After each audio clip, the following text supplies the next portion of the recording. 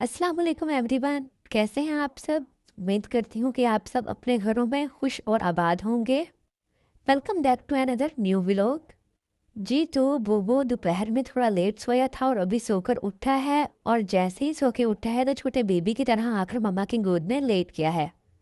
और बुबू के हाथ में उसका न्यू फ्लफी टॉय, यानी उसका न्यू फ्रेंड भी है, जो आज सुबह से उसने इतनी ज़ोर से पकड़ा है किसी को भी उसे हाथ नहीं लगाने दे रहा। माशाल्लाह से बुबू फ्रेश हो गया है, और मैंने आज इसके लिए कुछ सरप्राइज भी रखा था। जी तो क्योंकि बुबू के बाबा आज घर थे तो मैंने सोचा क्यों ना कुछ स्नैक स्पेशल बनाए जाएं आज। मैंने बुबू के लिए क्रिस्पी फ्राइज बनाए, चीज़ रोल बनाए, नगेट्स बनाए, और सलांटी स्टाइल जो पापड़ होते हैं वो भी बनाए।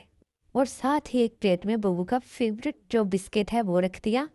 जब मैंने ये सब बुबू के सामने रखा तो बुबू के चेहरे की खुशी देखने वाली थी, वो बहुत खुश हुआ। हर माँ यही चाहती है कि उसका बच्चा पेट भरकर खाना खाए और माशाल्लाह से सेहतमंद रहे। आमीन। जी तो मैं भी यही चाहती हूँ कि बोबो जो है वो खाने से बोर ना हो, इसलिए मैं उसका डेली स्नैक जो है वो डिफरेंट बनाती हूँ। और अल्हम्दुलिल्लाह बोबो अपनी मील इंजॉय करता है।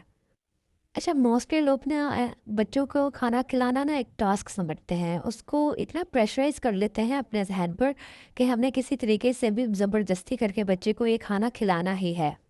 लेकिन अगर आप थोड़ा सा फोकस करें तो आप देखेंगे कि अगर आप अपने बच्चे को फोकस दें, उस पर अटेंशन रखें, उसके साथ कोई गेम खेलें, गोस्ट करें, तो वो ज़्यादा एंटरटेन होता है और बहुत इजी तरीके से खा भी लेता है। अब ये देखें, मैं बोबो के सामने बैठी हूँ, वह उसके साथ बात भी कर रही थी और ये सारे स्नैक मैंने उसके सामने रख दिए। वो खुद से ही खा रहा है, सब कुछ टेस्ट कर रहा है थोड़ा थोड़ा। मुझे उसको डांटना नहीं पड़ रहा, उसको गुस्सा नहीं करना पड़ रहा, उस पर प्रेशर नहीं डाल रही मैं उसके ऊपर। मोस्टली पेरेंट्स मुझसे खुद कुछ मेरी फ्रेंड्स भी ये शिकायत करती हैं कि हमारा बच्चा कुछ नहीं खाता। मैं जस्ट यही मैसेज देती हूँ कि कभी कभी प्लेट बदलने से ज़्यादा ज़रूरी होता है इन्वायरमेंट बदलना। आप बच्चे को खुद इंटरटेन करें। जब बच्चा खुश होता है तो ऑटोमेटिकली उसका मूड अच्छा हो जाता है, और जब मूड अच्छा होता है तो वो खुद से सब कुछ खाता है। और एक इम्पोर्टेंट मैसेज है मेरा सबको कि अपने बच्चों को किसी और बच्चे के साथ कभी कंपेयर ना करें, क्योंकि हर बच्चे की नेचर डिफरेंट होती है। हर बच्चा दूसरे से अलग होता है।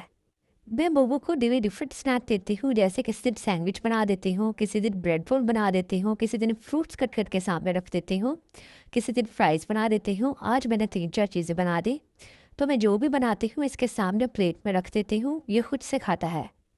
मैं डेली डिफरेंट स्नैक इसलिए बनाती हूँ कि बोबो जो है वो अपने खाने से बोर ना हो जाए। डेली अगर एक ही चीज़ दूँगी तो वो खाना छोड़ सकता है।